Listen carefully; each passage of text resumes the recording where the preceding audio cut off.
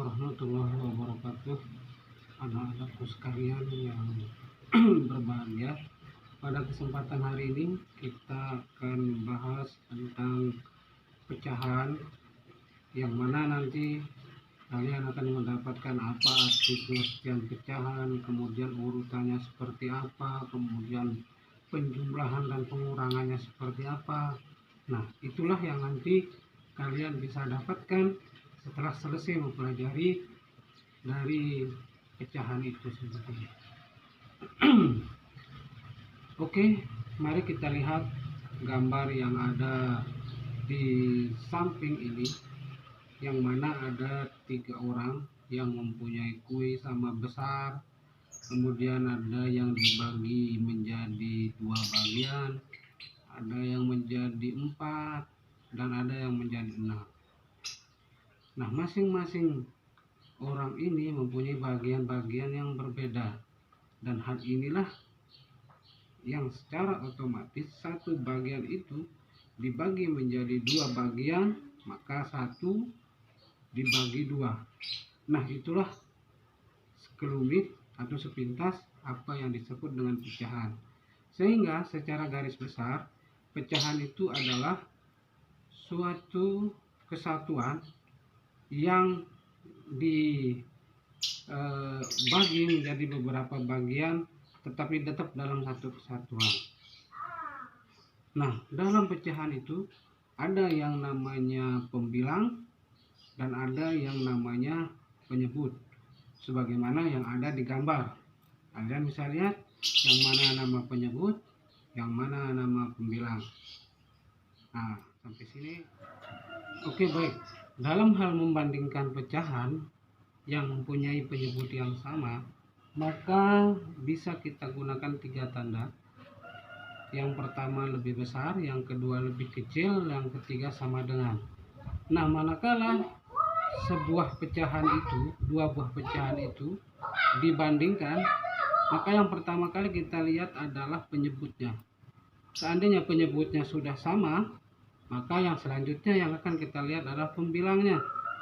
Jika pembilang yang satu lebih besar dengan yang ini, maka secara otomatis tandanya akan menjadi ini yang lebih besar, dan tentunya yang ini akan menjadi lebih kecil. Nah, sehingga manakala dia sama, pembilang penyebutnya sama, maka diberikan tanda sama dengan, bukan lagi tanda lebih besar atau lebih kecil. Nah, seperti itu. Dalam hal penjumlahan dan pengurangan pecahan yang mempunyai penyebut yang sama, maka tentunya tinggal dijumlahkan atau dikurangi pembilangnya. Contoh misalnya 3/4 ditambah dengan 5/4, penyebutnya sudah sama-sama 4, maka tinggal dijumlahkan pembilangnya. 3 ditambah 5 sama dengan 8/4, dan itulah hasilnya. Begitu juga dengan pengurangan.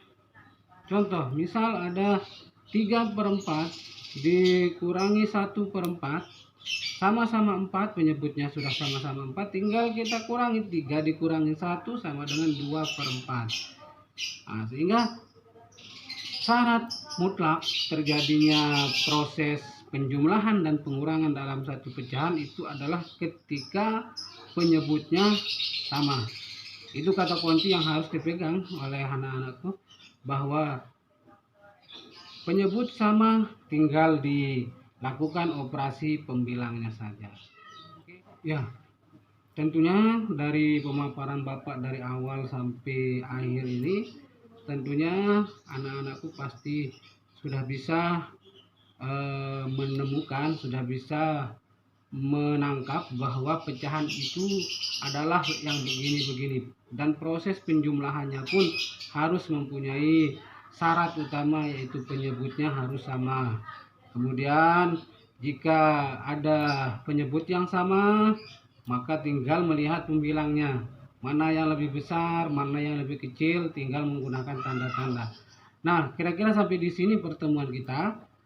Untuk selanjutnya tugas yang akan Pak Guru berikan sudah ada, silahkan tinggal dikerjakan. Kemudian latihannya silakan kalian bisa melihat latihan di layar. Kemudian jika ada yang tidak paham atau masih belum jelas, nanti silakan ditanyakan. Kalau tidak ada, mari kita tutup pertemuan kita pada hari ini dengan sama-sama melafazkan hamdalah. Alhamdulillahirabbil alamin. Terima kasih. Assalamualaikum warahmatullahi wabarakatuh.